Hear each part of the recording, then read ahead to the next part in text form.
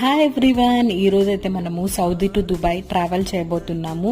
Flight time కంటే ముందు 3 hours airport కి సేఫ్ గా రీచ్ అయిపోయామన్నమాట. అన్ని ప్రాసెస్ ఫినిష్ చేసేసుకున్నాం.